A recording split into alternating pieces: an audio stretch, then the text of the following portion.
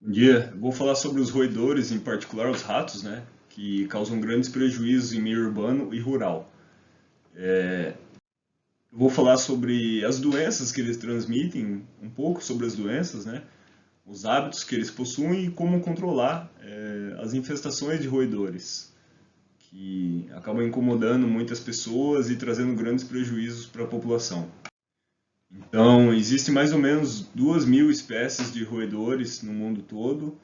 Eles têm dentes incisivos que apresentam um crescimento contínuo, ou seja, os dentes não param de crescer, por isso que eles têm aquele hábito de roer e acabam destruindo as coisas, estragando os produtos, os ambientes. Eles conseguem se adaptar muito bem e vivem em qualquer ambiente que tenha condições favoráveis a eles. Mas mesmo que não tenha, eles, como eu disse, eles se adaptam muito bem aos ambientes. E se tiver alimento, abrigo, acesso e água, provavelmente eles vão estabelecer uma colônia e se proliferar sem controle. É, em relação à quantia de alimento que tiver, à quantia de disponibilidade e do ambiente, tá? Então, quanto mais alimento, água, acesso e abrigo eles tiverem para aumentar a colônia deles, eles vão aumentar. Normalmente eles ficam num número definido dentro da colônia, porém, às vezes isso pode sair do controle, principalmente na cidade, né? E na cidade, no meio urbano, os mais comuns são a ratazana, que é o rato de esgoto, o rato de telhado e o camundongo, que normalmente vive no domicílio das pessoas, né? A ratazana é aquele rato grande que a gente vê em ambientes mais precários, né? Principalmente no litoral, tem muita ratazana no litoral. É também conhecido como rato marrom, rato de esgoto. As ratazanas vivem em colônias e essas colônias podem ser muito grandes, dependendo, como eu falei, das condições de abrigo e de alimento. E as ratazanas possuem um hábito fossorial, ou seja, um hábito de cavar, né? Eles vivem preferencialmente embaixo do solo, né? Você pode ver tocas de ratazanas, às vezes indo para o meio rural, ou buracos na cidade mesmo, você pode ver. Esgoto, como é o nome, né? Rato de esgoto, mas em geral eles vivem abaixo do solo, tá? E se você vê rato de dia, provavelmente isso indica que a infestação ali é muito grande, tá? Não é normal você ver ratos de dia. E as ratazanas, elas gostam de cavar, preferem o subsolo, como eu falei, e esse hábito de cavar delas acaba causando danos às estruturas e prejuízos, né? Principalmente no meio urbano. No meio rural a gente acaba não vendo tanto, porque é um pouco mais espalhado, mas no meio urbano isso causa muitos prejuízos. E normalmente eles gostam de construir os ninhos, né, as colônias deles, próximo das fontes de água e de alimento, tá? Um exemplo é o Rio Tietê em São Paulo, por exemplo. Você vê os esgotos ali, né? Tudo caindo ali no rio e fica próximo de fonte de água, fica próximo de alimento, então eles conseguem se movimentar muito rápido e de uma forma muito tranquila ali, sem impedimento. E isso de São Paulo foi só um exemplo, né? Mas todo lugar que tem uma rede de esgoto, né? Pode ter ou vai ter provavelmente várias colônias de ratos, da ratazana. Elas podem percorrer grandes distâncias, mas como eu falei, eles preferem ficar próximo da fonte de alimento deles. Podem percorrer até 50 metros. Então, se pensa 50 metros no subsolo, é muita coisa mesmo. Até no solo mesmo já é bastante, mas no subsolo é ainda maior, porque as ramificações acabam sendo maiores, né? Então eles podem ter acesso a diversos locais e muito rápido. E eles costumam ter, as ratazanas costumam ter uma neofobia. A neofobia nada mais do que um medo, né, das coisas novas que são introduzidas no local ou que aparecem no local. Então, às vezes, você coloca um alimento ali, uma isca, para tentar pegar o rato, e você acaba não pegando os ratos mais velhos, você acaba pegando os mais novos. E isso não adianta em nada no controle, por isso que é muito importante, quando for fazer o controle de roedores, ele ser feito de uma forma abrangente, de uma forma completa, tá? Porque senão você mata apenas alguns e não elimina a colônia. E isso cria um efeito ainda maior, porque sobra mais alimento, né? E isso é chamado de efeito bumerangue, se eu não me engano. Então sobra mais alimento e a colônia se reproduz ainda mais. O que acontece depois que a colônia se reproduz? Nascem novos ratinhos, óbvio, né? E eles ocupam o espaço dos ratos anteriores que morreram. Então, quando eles ocupam, a colônia aumenta. E quando ela aumenta, acaba tendo uma disputa, né, entre os ratos maiores, os mais velhos, e os mais novos, os jovens. Então, eles acabam expulsando esses ratos mais jovens e eles saem, vão para outro lugar e formam uma nova colônia. E é o que normalmente acontece, porque as pessoas falam, ah, matei um rato. Ah, beleza, você matou um rato, você não matou a colônia. Então, acaba sendo um problema, né? Porque você elimina um e dá espaço para nascer mais um monte. E o problema vai se disseminando, né?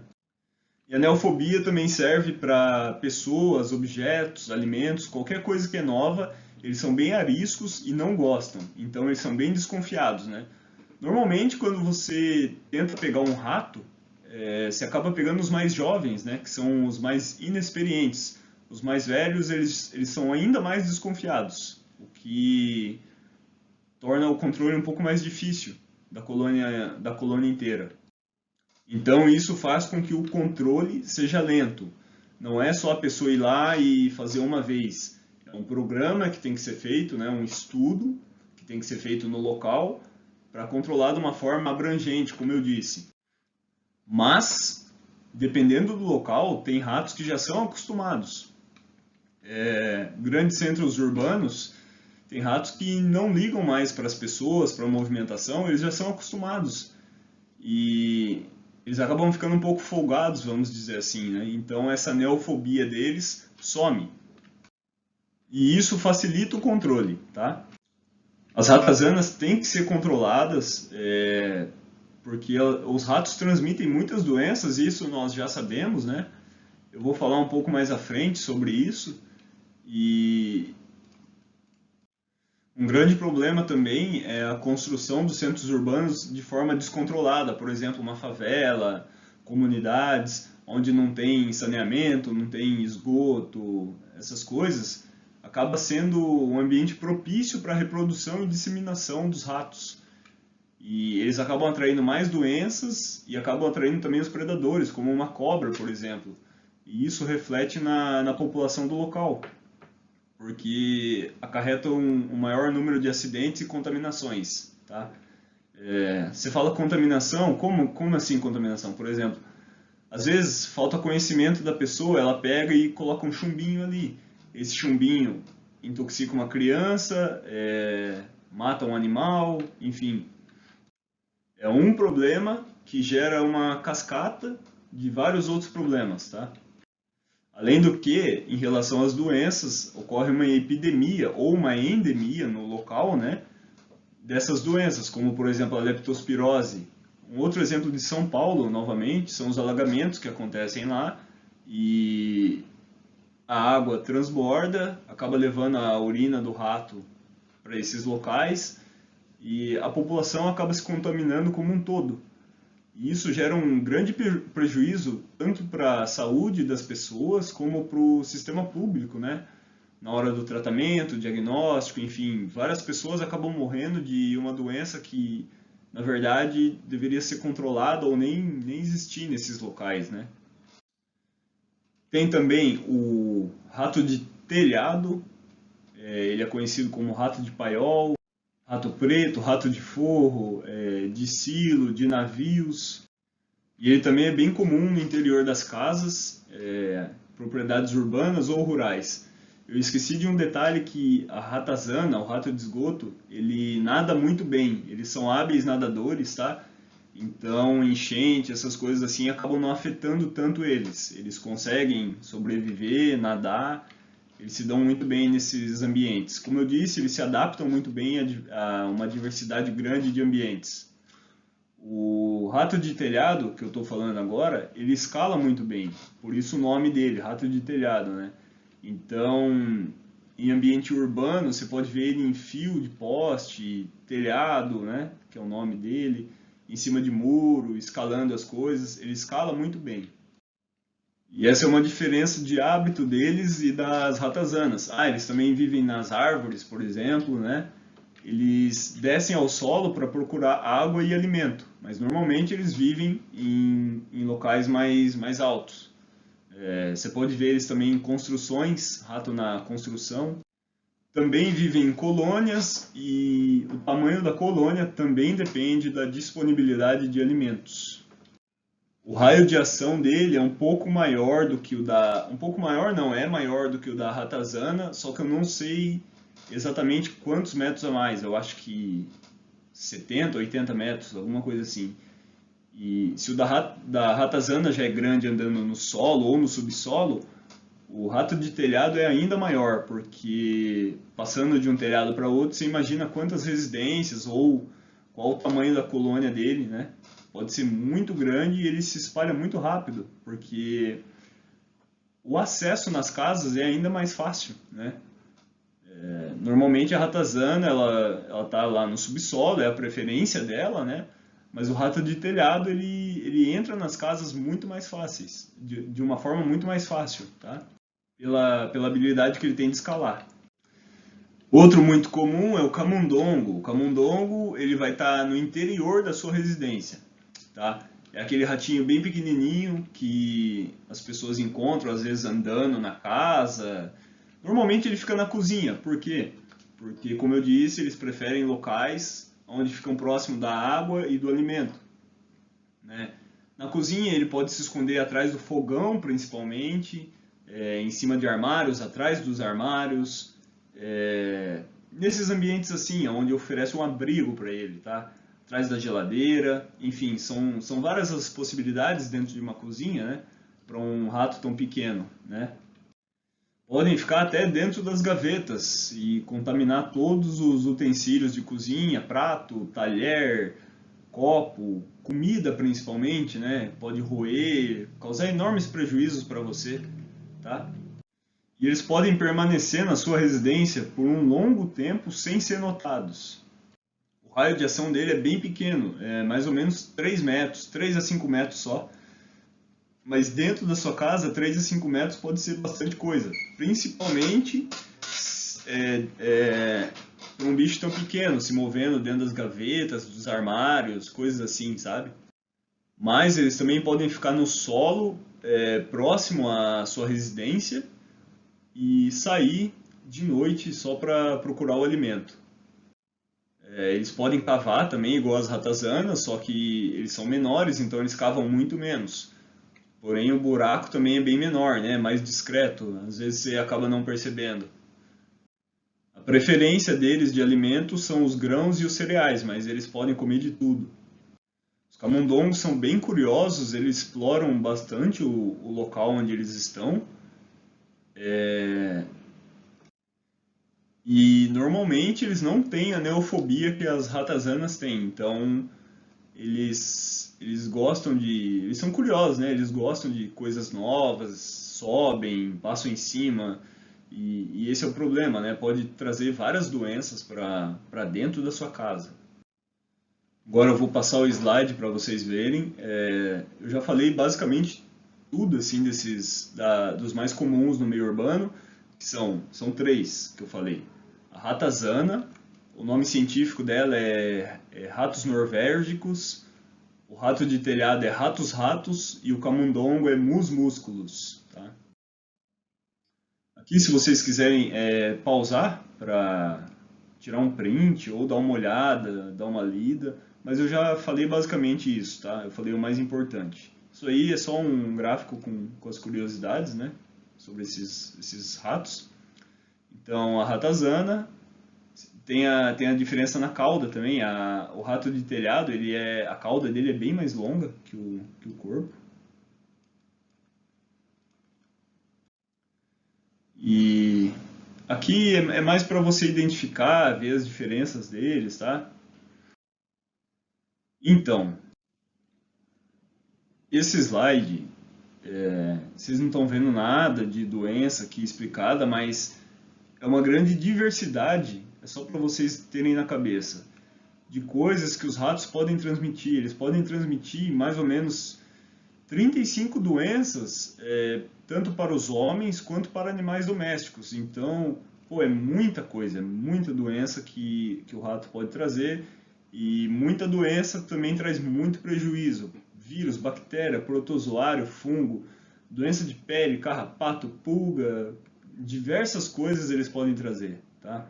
Então, não é bom você ter rato próximo da sua casa, perto, na sua casa, enfim, são animais bem nojentos, né, os ratos urbanos, essas pragas. Por isso que é importante o controle deles, né? Aqui as doenças, eu fiz um vídeo sobre a leptospirose, sobre o que você tem que fazer se você passou numa enchente, se você está se sentindo mal, como limpar a sua casa, como limpar os utensílios da sua casa, caso eles tenham sido contaminados. Então, vê o vídeo da leptospirose, eu acho que está no card, aqui em algum lugar dessa tela. A leptospirose é a bactéria, tá? Esse slide é rapidinho, só para mostrar para vocês as doenças mais importantes, assim, que eu acho, na minha opinião. A leptospirose, né, a doença da urina do rato, causa icterícia, pele amarelada, diversos prejuízos. Tem 40% de letalidade, se eu não me engano, tá?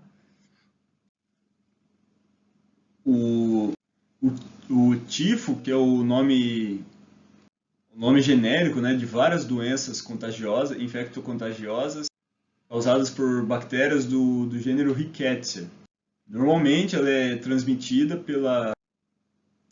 ao homem pela picada de insetos infectados com essa bactéria. Piolho, pulga do rato, carrapato. E após a picada, elas se proliferam, né, no interior do nosso corpo e podem provocar lesões graves e às vezes até irreversíveis. E é importante não confundir a febre tifoide com o tifo. A febre tifoide é pela Salmonella typhi. O tifo é por bactérias do gênero Rickettsia. Aí aqui embaixo tem a peste bubônica, peste negra, né? Que é causada pela bactéria Yersinia pestis. Ela se dissemina pelo contato com pulgas infectadas. Vocês podem lembrar, essa foi aquela epidemia que teve na Europa antigamente, que fazia os médicos se vestirem assim. Não sei se vocês lembram, se vocês já ouviram falar, mas foi essa a doença que causou essas diversas mortes.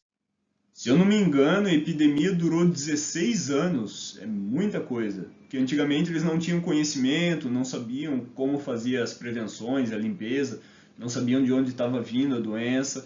Aí a hora que eles descobriram e conseguiram controlar, ela foi diminuindo também, mas demorou bastante tempo e acabou morrendo muitas pessoas, milhões de pessoas, se eu não me engano. Ela causava principalmente a gangrena, né? Ó, tá vendo essa mão toda preta aqui? Em pés, mãos, nas extremidades, né? E olha aqui, ó. Aqui isso como os médicos se vestiam no local, né? Para ir no local, para não se contaminar. E ela causava esse enegrecimento das extremidades corporais. E estima-se que foi 1/4 da população da Europa que morreu. Então, as pulgas no rato, né, a picada das pulgas que transmite a doença. As pulgas infectadas, né, óbvio. E ela também podia ser transmitida de pessoa para pessoa, através de gotículas, de contato com as secreções, né?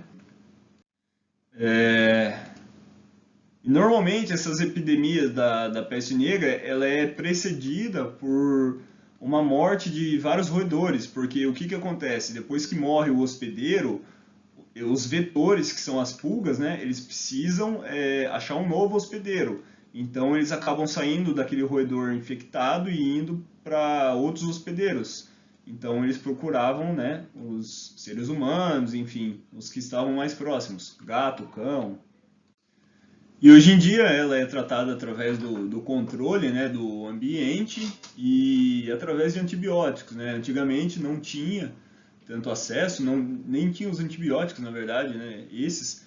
E depois que descobriram, ficou mais fácil o controle e o tratamento. É sempre assim, né? Depois que você descobre a doença, como ela funciona, quais são os controles, como ela é transmitida, fica mais fácil de você controlar esse problema, né? Essa aqui é a salmonela, tá? E os roedores também podem transportar a salmonela. E a infecção ocorre através de alimentos contaminados ou a água contaminada com as fezes do roedor. Então a pessoa acaba ingerindo isso e tem essa infecção. A salmonela é uma infecção e é bem agudo, os sintomas surgem de 12 a 72 horas, se eu não me engano, após a infecção, e pode transmitir para outras pessoas facilmente, né? Então, por isso é extremamente importante os hábitos de higiene, principalmente na manipulação de alimentos, né? No comércio, em restaurantes, enfim. É por isso que a vigilância sanitária está sempre em cima disso, tentando fazer com que as pessoas adotem as boas práticas tanto de fabricação como as boas práticas na produção dos alimentos mesmo, tá? Produção e manipulação. Por isso que as pessoas, os manipuladores, os cozinheiros, os próprios donos de negócio, eles precisam de curso, precisam ter a noção e o conhecimento dessas doenças. Porque, como eu falei, enquanto você não tem o conhecimento e a noção do que ela pode causar, fica difícil você tomar medidas para controlar ou prevenir esses problemas. Tem também a hantavirose, que é mais por roedores sinantrópicos, né? Mais no meio rural, mas pode afetar também o meio urbano.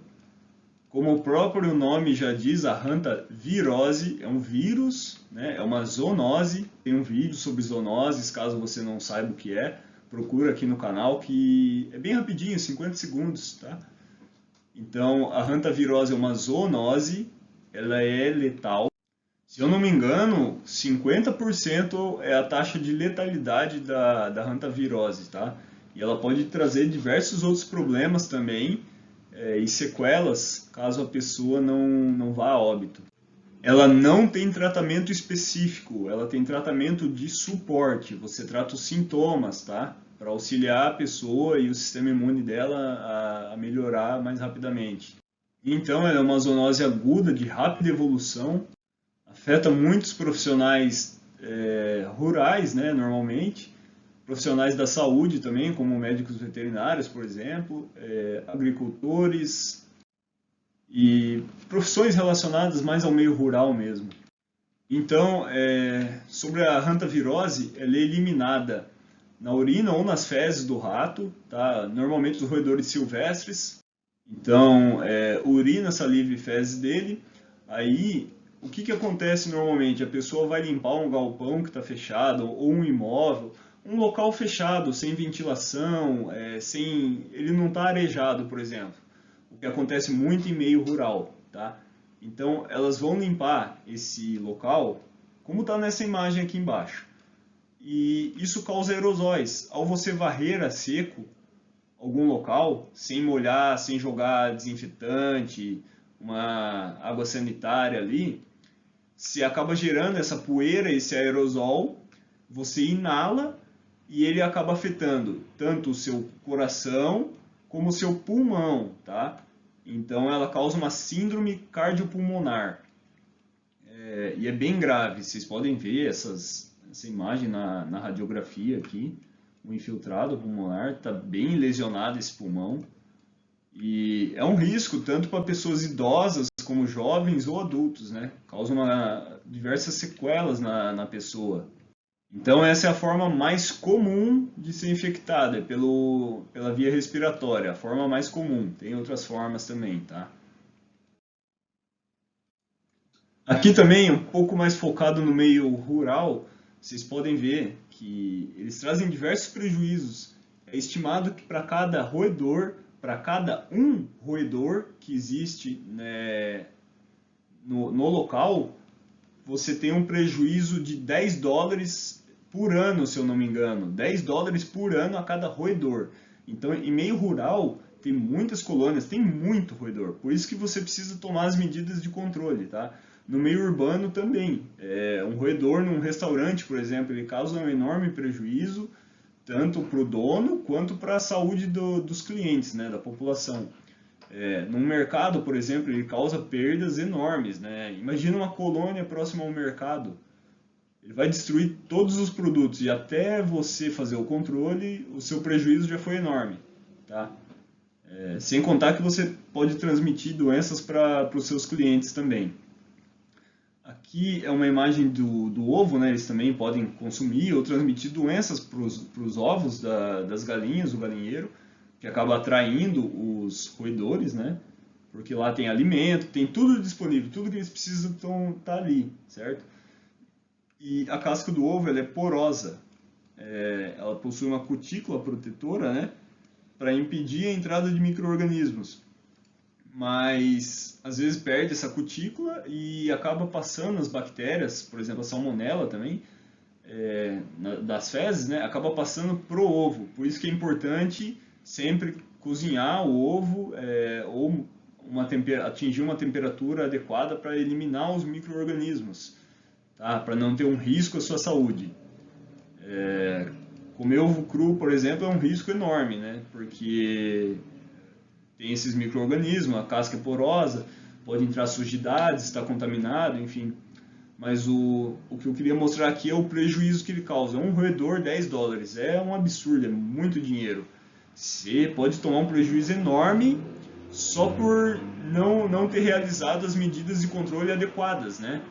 Então a dica é, se você vê que sua propriedade está infestada com roedor, chama uma empresa especializada para controlar isso urgente, porque se você deixar para depois, a população tende a aumentar e o seu gasto vai ser maior, seu prejuízo vai ser maior. Então não deixa crescer.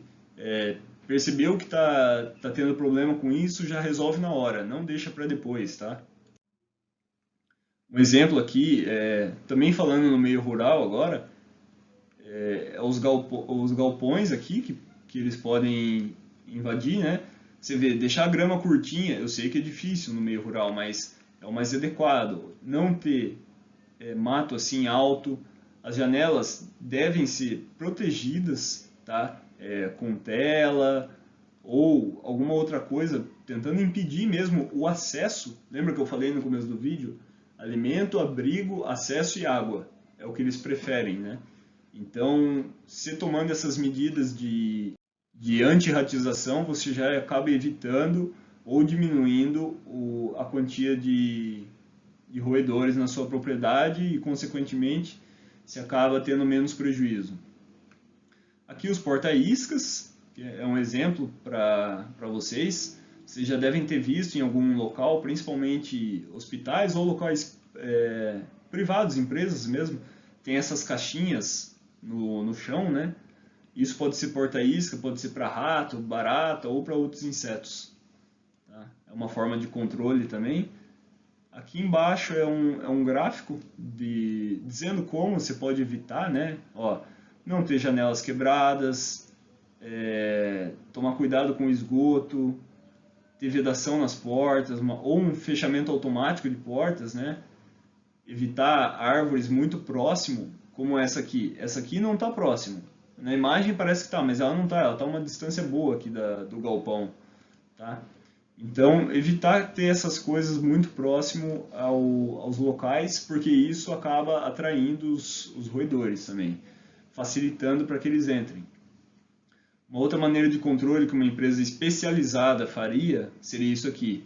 Os pontos de escagem externos, todos esses pontinhos aqui seriam onde eles colocariam iscas. Tá?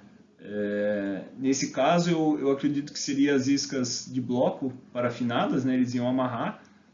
Eu vou mostrar aqui na imagem, por exemplo, aqui, ó, uma aqui, uma aqui, uma aqui em cima, todos os locais que o roedor poderia subir, tá?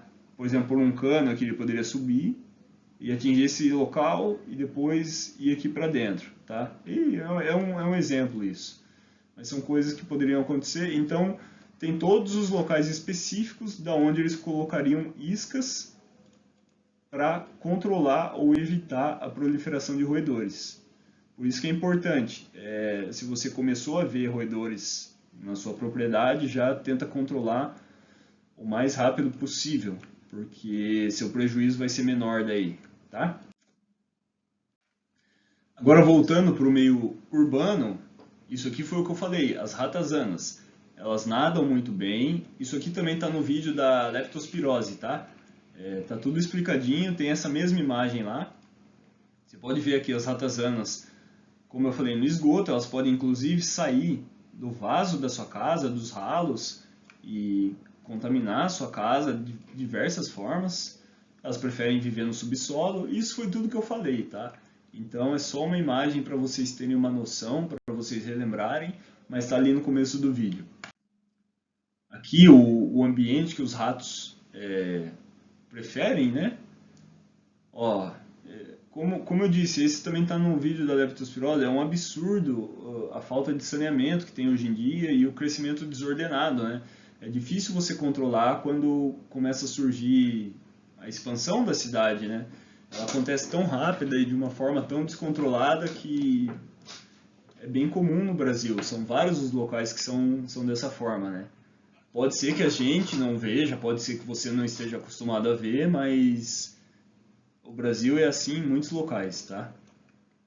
Se eu não me engano, 100 milhões de pessoas no Brasil ainda não têm acesso a saneamento e esgoto e 35 milhões não têm acesso à água potável. Se eu não me engano, é um número aproximado, mais ou menos isso. Tem também um detalhe do raio de ação que eu falei no começo do vídeo. Das ratazanas, o raio de ação são 50 metros, né? Então, 50 metros aqui nessas casas, aqui, vou colocar em vermelho para vocês verem. Imagina 50 metros nesse local. Quantas residências, quantas pessoas eles não podem infectar e quantas doenças eles não podem transmitir. E o rato de telhado ainda mais, porque o raio de ação dele é maior, né? Então, vamos desenhar um ratinho aqui, ó. Aqui, imagina que esse em vermelho é o ponto de partida do rato. Ó, o ratinho, imagina que ele está aqui, ó. Cauda dele, beleza. 50 metros nesse raio de ação. Olha quantas casas amontoadas tem. Olha aqui. É muita coisa. E imagina quantas pessoas moram aí. Não é uma ou duas pessoas, não é uma família de duas pessoas. Normalmente, essas regiões mais carentes, mais precárias, são várias pessoas morando juntas, por exemplo, parentes, tio, tia, primo, prima, irmão, irmã, enfim, são várias pessoas morando juntas, ou a família normalmente é muito grande. Tem 5, 6, 10 filhos, não sei. Então, todas essas pessoas podem ter o problema dos ratos, né, as doenças dos ratos, justamente pela falta de higiene, de condições, de saneamento, enfim, e pelos hábitos também de jogar o lixo, né, são coisas que faltam na educação básica do brasileiro, mas quando as pessoas estão vivendo numa situação delicada dessa também é difícil de controlar, né? Então é difícil de acabar com os ratos e eles só se proliferam cada vez mais. Mas então 50, 80 metros aqui são muitas famílias. Imagina que tenha todos os ratos contaminados com pulgas, carrapatos, doença, enfim. Isso gera uma epidemia, uma endemia ali no local, que seja, e o custo para o governo, para a saúde pública, é enorme. Seria muito mais barato e muito mais eficaz eles fazerem o saneamento, fazerem as medidas adequadas e cuidar dessa população, né? Sairia muito mais barato no longo prazo, no final, né? Aqui, como eu falei, os ambientes que atraem os ratos, que atraem os roedores e, consequentemente, acabam atraindo doenças e predadores ou outros problemas para a população, são locais assim, ó, lixo jogado. Aí, o que acontece muito? As pessoas acabam jogando lixo, deixando nesses locais, como nessa imagem aqui abaixo, tá? Tem uma lata de lixo. O cidadão, o infeliz, ele vem, coloca o lixo dele de qualquer jeito, deixa a tampa aberta, tá? Deixa a tampa aberta, não fecha porque está com nojo ou alguma coisa assim, ou porque a lixeira encheu, né? E o que acontece? Aqui na região tem muito urubu. O urubu vem, ele está aqui em cima, abre o lixo, rasga o lixo e joga no chão. Aí vem o cachorro, come e espalha o lixo. E o cachorro solto assim também traz várias doenças, tá? Aí depois disso, o que vem? Vem o rato. Aí o rato vem aqui, se estabelece aqui, e eles têm, nesse ponto de lixo que as pessoas jogam, eles têm alimento, água, abrigo em alguma localidade aí, e acesso. Eles têm livre acesso pela região, tá? E acaba fazendo todos esses problemas que eu estou falando. Então, a coleta de lixo também é extremamente importante. Num bairro que é mais uma classe mais alta, mais rica, assim, você não vê esses problemas. Primeiro porque o local tem uma riqueza maior, então as pessoas pode ser que sejam mais educadas, eu não sei, e jogam e descartam adequadamente, fazem a separação do seu lixo e acaba não ocorrendo isso. Tem também que a coleta nesses locais tem uma frequência maior, é mais fácil para o lixeiro que está ali fazer o trabalho dele. É muito mais fácil o lixeiro passar e pegar um lixo que está descartado corretamente do que um lixo que está todo espalhado assim. A pessoa não está lá para ficar varrendo toda hora e escolhendo lixo por lixo. O lixeiro vem, pega o lixo fechado e leva, né? E quanto melhor ele tiver acondicionado, mais fácil para ele, né? Mais eficaz vai ser o serviço dele. Então, essas coisas assim você vê mais em regiões pobres, mais precárias, e são as regiões que acaba acontecendo mais doenças. Tá tudo relacionado. O galinheiro também atrai muito, então a criação de galinhas e animais em perímetro urbano. E eu acho que na maioria dos municípios eu acredito que ela seja proibida, né, no perímetro urbano, justamente porque atrai doença, atrai rato, o descarte da comida, dos alimentos desses animais são feitos de forma incorreta. Que barulho, né, gente? Enfim, e acabam atraindo ratos e outras doenças. A galinha também é comprovado que ela atrai o flebotomínio, que transmite a leishmaniose. Em alguns locais a leishmaniose é endêmica. Nos seres humanos tem tratamento, mas no cão o tratamento não cura 100%, ele apenas controla a doença. Eu tenho um vídeo também sobre a leishmaniose e sobre dengue e sobre outros problemas. Dá uma olhada depois. Eu também acredito que vai estar no card em algum local aqui no vídeo. Aqui, como vocês podem ver, lembra que eu falei subsolo? O subsolo tem o que? As ratazanas, né? Preferencialmente as ratazanas. Aqui é um comércio, tá? Essa foto. Eu acredito que seja um comércio pela porta, né? E você vê que ele deve estar abandonado, danificado. Os ratos saem aqui do esgoto, entram no comércio. Desse comércio eles vão para o outro, e daí eles vão para o outro e para o outro. Enfim, eles têm alimento, acesso, abrigo, água, eles têm tudo que eles precisam para se proliferar e ficar uma colônia desse tamanho descontrolada, tá? Aqui é uma tabelinha, se vocês quiserem pausar o vídeo para ver, da avaliação da presença de roedores. Então, se você tiver na dúvida se tem roedores ou não na sua casa, ou no local, no seu comércio, é uma tabelinha interessante para você ver o nível de infestação, tá? E isso, uma empresa especializada, um detetizador, controle de pragas, normalmente eles avaliam dessa forma, tá? Ou se não avaliam, eram para avaliar dessa forma o nível. Um nível alto, médio ou baixo. Então eles vão classificar esse nível de acordo com essas informações que estão aqui, tá? Então, eu acredito que eu não preciso falar, dá para vocês lerem rapidamente, né? Mas só para falar um pouco por cima, vai ter muitas trilhas e manchas de gordura numa infestação alta, infestação média vai ter algumas, e na baixa nenhuma trilha visível, sabe? Aquele caminho no meio do mato, ou aquela mancha de gordura nas paredes, tá? Fezes é um dos indicadores, um dos melhores indicadores, né? Se vê as fezes de rato, se for muito numerosa, infestação alta, enfim, isso aqui é bem intuitivo, dá para ler bem rapidinho, tá? E principalmente esse, ratos vistos, eu falei disso também. Se você vê um rato de dia, né, é uma infestação alta. Se você vê alguns de noite, média. E uma infestação baixa, você não vê nenhum rato. Principalmente as ratazanas, né, devido àquela neofobia que eu falei no começo do vídeo. Aqui são as fezes dos ratos, caso vocês queiram ver o formatinho delas, tá? Da ratazana, ela é um pouco maior, tá? Mais grossinha. O rato de telhado, o rato preto, rato de telhado, tá? Ratos, ele é um pouquinho mais fina. E o camundongo são essas manchinhas bem pequenininhas.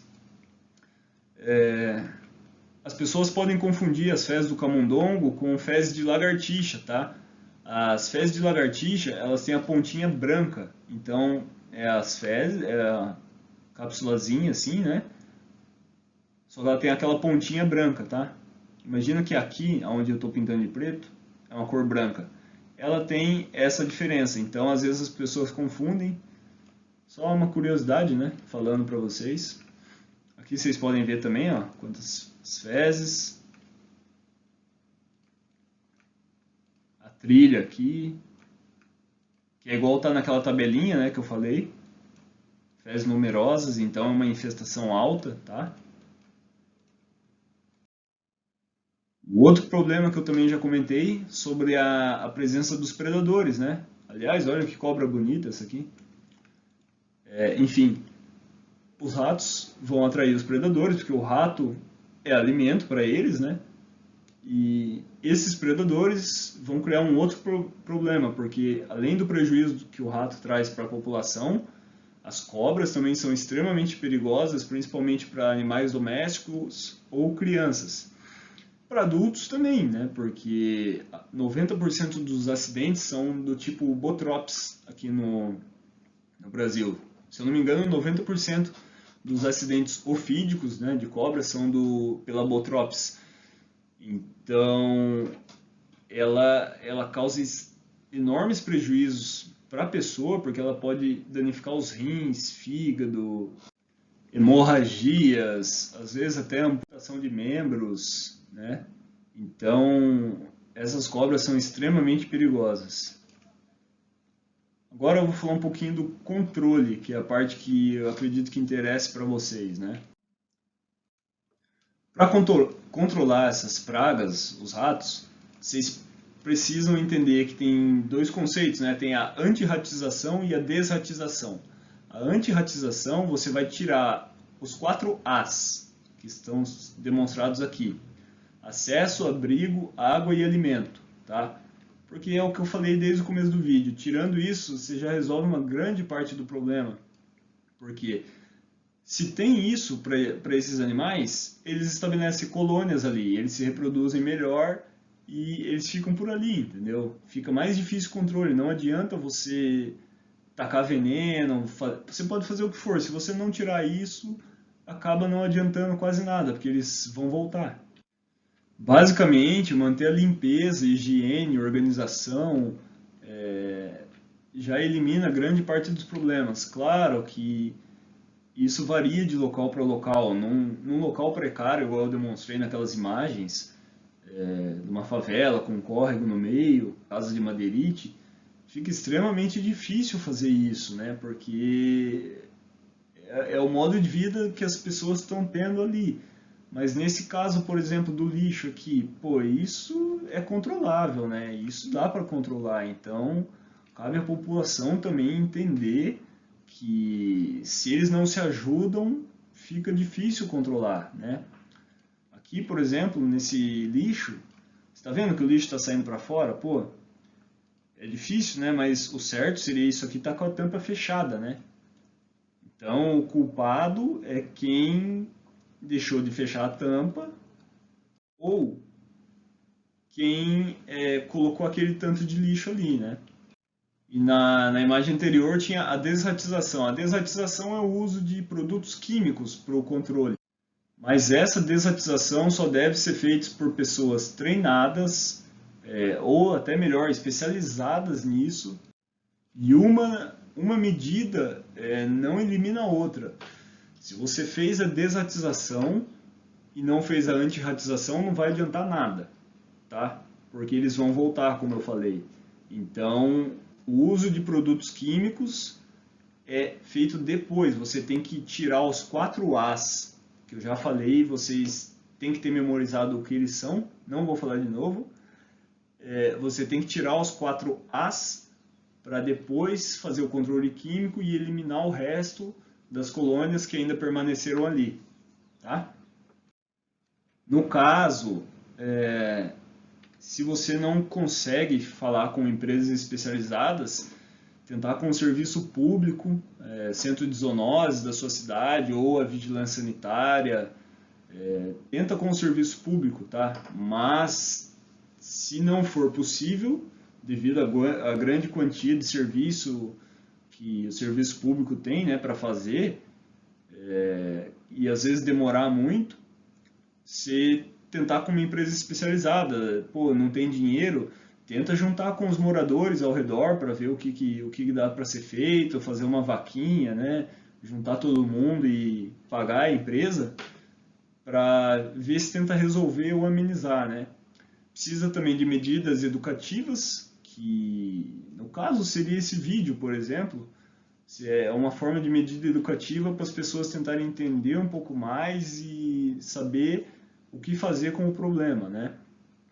Voltando aqui ao vídeo, outras formas de controle são as ratoeiras, as gaiolas, esse cata-rato aqui, que é mais para camundongo, né? Ele entra aqui e fecha automaticamente, aí depois é feito o descarte. Tem os ultrassons também, a cola pega-rato, cola adesiva, né? Aliás, vou até tirar a imagem aqui para vocês verem, ó. Um ratinho morto ali. Tá? Esses são os métodos físicos, né? O ultrassom, ele não é tão eficaz porque ele vai servir só numa área bem pequena, então acaba não sendo tão eficaz. E você tem que tomar cuidado também se você for fazer sozinho isso aqui, porque você, com a ratoeira, por exemplo, que você pode acabar se contaminando, se cortando. Deixa para a empresa especializada fazer, tá? E você pode fazer também aquele efeito boomerang que eu falei, de eliminar um só e não eliminar a colônia como um todo, né? Por exemplo, no uso de ratoeira, uma ratoeira só não ajuda em nada. Tem que ser várias ratoeiras espalhadas em pontos estratégicos de uma maneira adequada para que possa funcionar. Mas dependendo do nível de infestação também, você só vai estar piorando o problema. Aí tem os métodos químicos, que são com venenos, né? E esse é um assunto delicado em relação aos venenos, porque tem os venenos específicos para serem usados, não é qualquer tipo de veneno, não é só jogar lá e pronto. E eu não sei se vocês sabem, mas eles têm classificação quanto à toxicidade deles, igual o remédio. O remédio às vezes tem o tarja preta, tem o tarja vermelha, que indica, né, que precisa de receita, não precisa de receita, vai fazer um efeito maior, enfim. Eles têm classificação quanto à toxicidade. Extremamente tóxico é a faixa vermelha, vocês podem estar lendo aqui também, mas vamos falar. Extremamente tóxico é o vermelho, altamente tóxico amarelo, mediano azul e o pouco tóxico é o verde. Mas não é porque ele é pouco tóxico que ele não vai ser danoso para a saúde de alguém que se contaminar ou consumir isso daí, tá? Não tem nada a ver. Ele tem essa classificação, mas não quer dizer que ele não é perigoso. Tem também os símbolos aqui, que vem obrigatoriamente no rótulo, né? Os símbolos estão escritos aqui do lado, para vocês verem. Indica morte, risco para mucosa, né? Queimadura, pele, olho, risco de ser inalado, enfim. E normalmente tem as recomendações também. Vocês já devem ter visto. Caso esse produto caia no seu olho, lavar abundantemente com água, blá blá blá, ir para o hospital. É sempre bom saber essas recomendações. Os venenos, eles devem ser guardados em um local específico só para eles, tá? Pelo amor de Deus, não vai pegar um veneno e guardar no armário de comida da sua casa.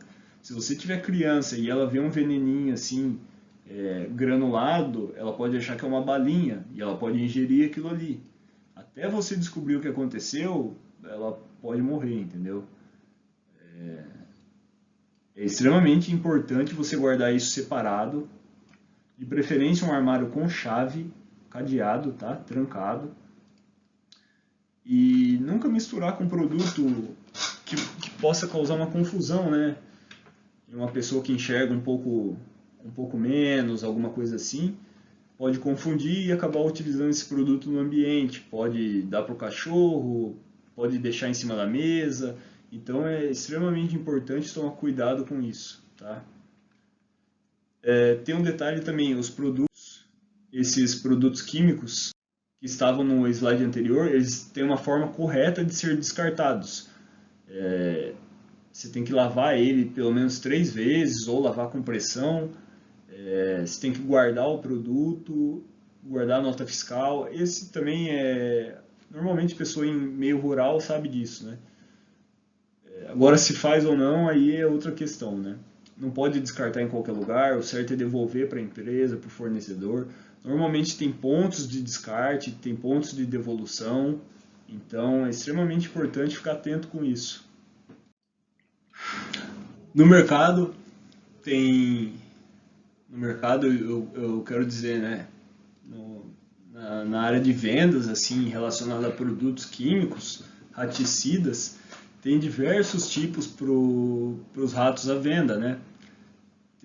Um excelente, principalmente, é o da Bayer, tá? A Bayer é uma marca excelente, não tem nem o que falar, mas em relação a esses produtos, que é um amplo uso e você não precisa utilizar produtos ilegais, como o chumbinho, por exemplo, esses produtos são mais seguros. Por quê? Porque tem um estudo em relação a isso e eles têm antídoto. Então, se você se contaminar, você tem um antídoto para melhorar o seu quadro após a ingestão desses produtos, tá? Um produto que é proibido, que é ilegal, você não tem antídoto normalmente. Mas, enfim, o risco que eu falei de uma criança também confundir isso aqui com uma balinha, ó, cor verde, cor azul, cor rosa. Para a criança, isso aqui ela confunde como um docinho, tá? E é o perigo de ingerir. Mas tem antídoto. Esse que é o lado bom. Tá? Essas cores são para indicar qual o tipo de produto, né? Qual o princípio ativo, essas coisas assim. O roedor, ele não vai identificar a cor, ele não vai falar, eu gosto mais da rosa, eu gosto mais da azul. Não, eles não fazem isso. A isca da cor não tem o menor efeito sobre os roedores, tá? Elas têm o odor para atrair eles, a cor não vai influenciar em nada para eles. É mais o odor e o teor proteico que vai fazer com que eles sejam atraídos por essas iscas. As verdes e azuis são pouco ou medianamente tóxicos. Normalmente é warfarina, cumaclor, cumatetralil.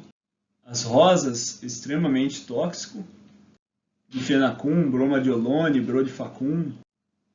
E as cores identificam a geração também, normalmente, né? Se é de primeira geração, segunda geração dos venenos.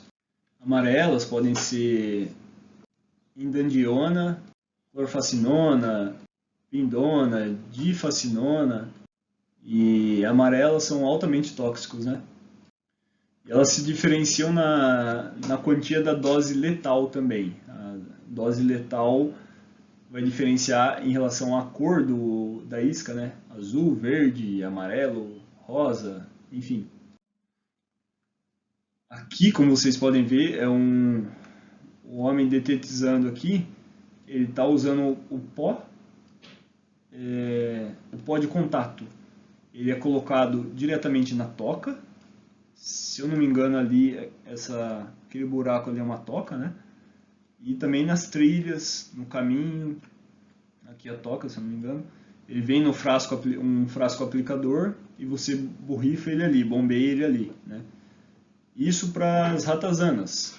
Cada tipo de rato, ratazana, rato de telhado ou camundongo, cada um desses vai ter um tipo de controle e um tipo de veneno, né, de raticida para ser utilizado. Não adianta você usar um raticida para o camundongo tentando matar uma ratazana. Não vai adiantar muito, né?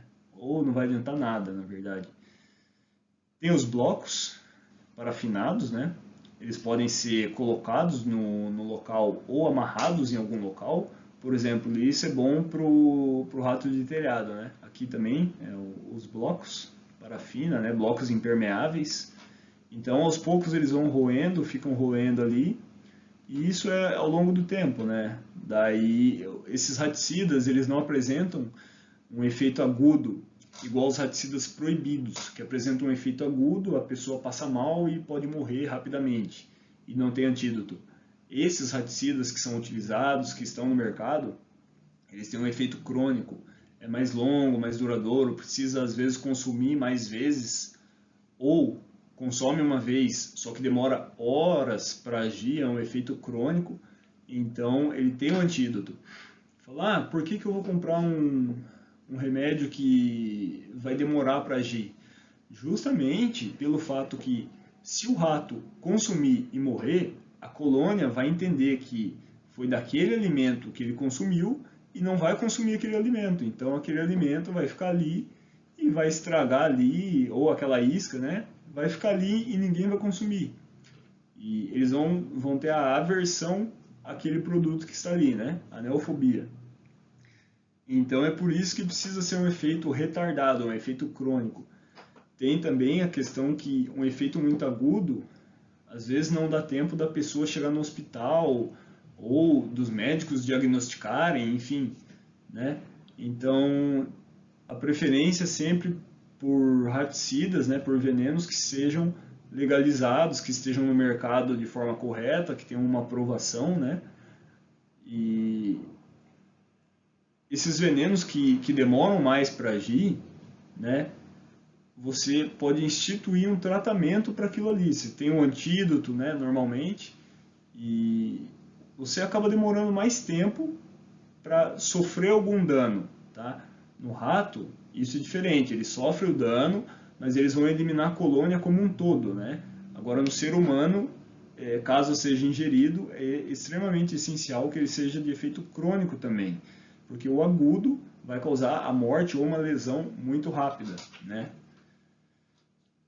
Aqui é o pó de contato que o cara está aplicando aqui, né?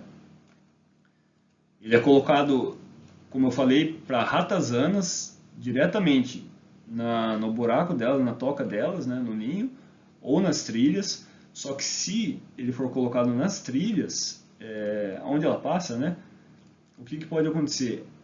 Um cachorro, um gato que passa aqui, ou outro animal, ele pode se contaminar também, né? Pode lamber, cheirar, pôr na pata e depois lamber a pata. Ou uma criança que está brincando aqui com algum brinquedinho e depois coloca o brinquedo na boca, enfim. Tem várias especulações, né, que dá pra gente fazer, mas você tem que ver muito bem o local que vai ser colocado. Por isso que é importante que seja feito um estudo antes, não só chegar aplicando, colocar e deixar lá. Entendeu? Tem que ter um estudo, tem que saber o que está acontecendo para saber como vai ser controlado. Aqui sobre os antídotos, né, para aqueles venenos que são legalizados.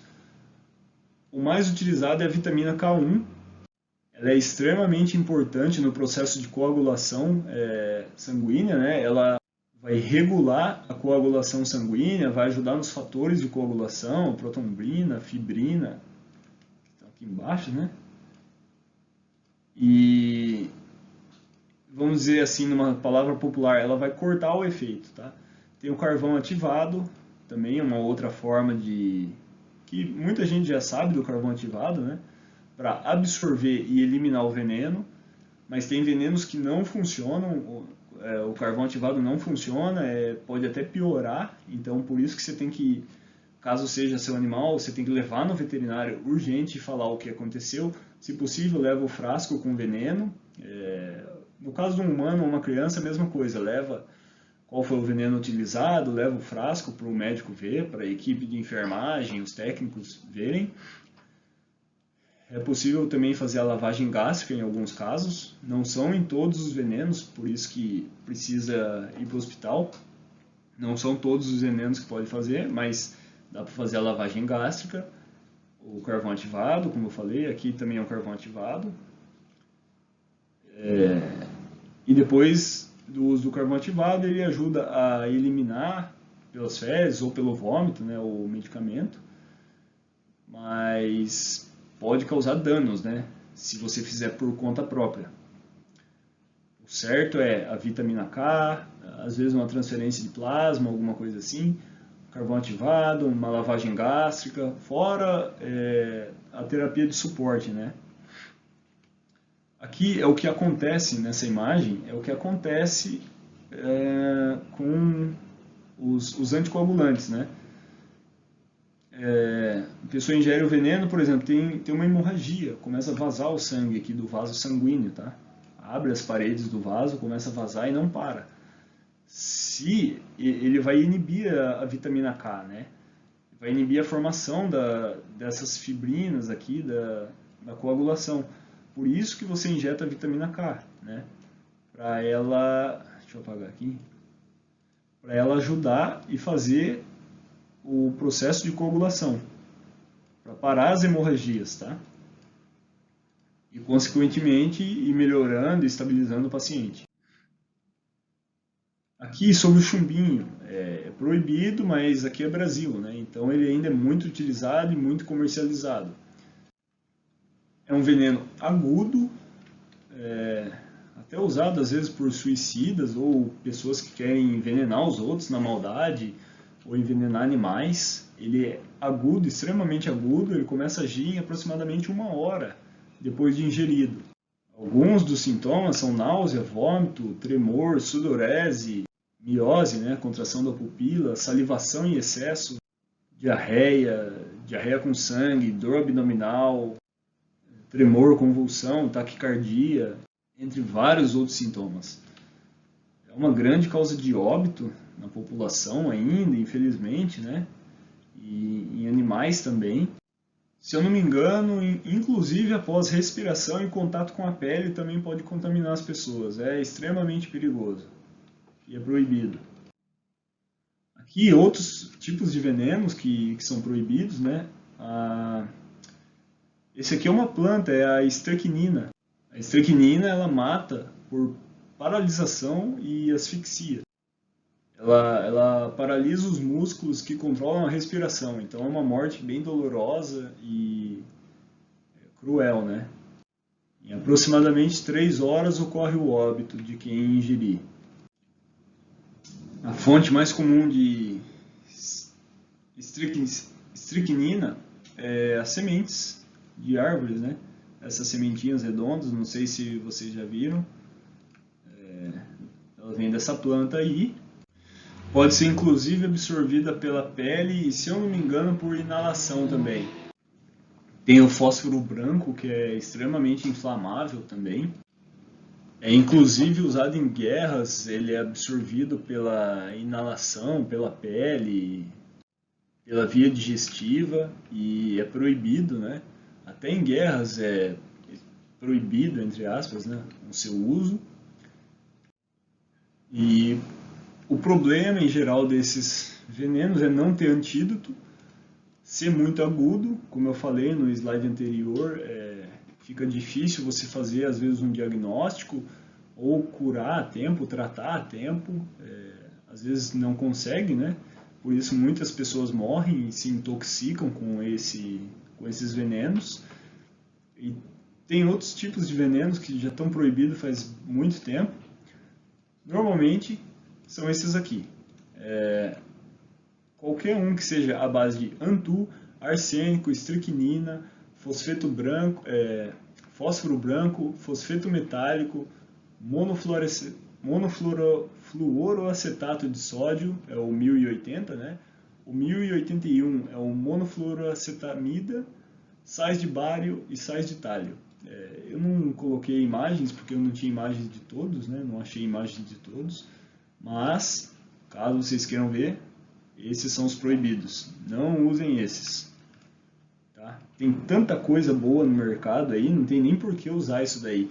A não ser que a sua intenção seja realmente matar alguém ou contaminar todo mundo e, né?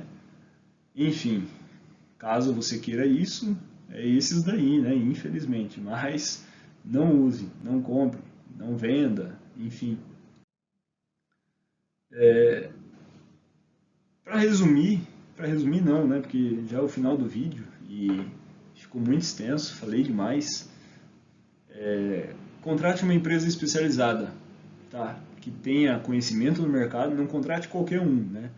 Contrate uma empresa que sabe o que faz, pesquisa sobre eles, vê se eles fazem direito de serviço. Sabe por quê? Às vezes a pessoa fala, eu não vou pagar um controle de pragas, um detetizador. Aí você para e pensa, pô, a pessoa vai lá, gasta sei lá quanto em veneno, em remédio, qualquer coisa assim, tenta fazer a poçãozinha dela ali e não dá certo, acaba piorando o problema. Você vai resolver momentaneamente. Vai durar 1 mês, 2 meses, e depois você vai ter que fazer de novo, e de novo, e de novo, de novo, de novo. Enfim, você só vai gastar dinheiro, você vai estar arriscando a sua vida, a vida de outras pessoas, você vai estar causando danos ao ambiente, né? Às vezes deixando o veneno jogado ali em algum lugar, que uma criança ou um outro animal possa pegar e não vai estar resolvendo em nada. Então, contrata uma empresa, você falar, não tem dinheiro, pô, você tem um comércio, se junta com todo mundo que está ali em volta do seu comércio, tenta fazer rachar, né? Cada um paga dividir a conta aí, faz algum esquema, negocia com a empresa. Eu tenho certeza que se você falar em alguma negociação, a empresa vai aceitar, né? Principalmente quanto mais gente, mais clientes para eles, então eu acredito que eles aceitem.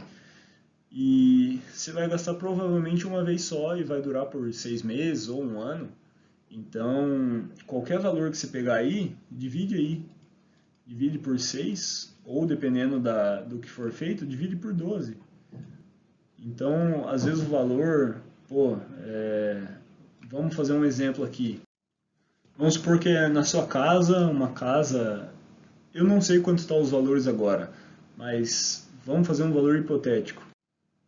Você vai fazer uma detetização na sua casa. O cara vai cobrar R$150, uma empresa boa, sei lá, uns R$150. Divide por 6, vai dar R$25 no mês. Só que vamos supor que seu problema era rato, tá? Você gastou para controlar o rato por conta própria e não deu certo.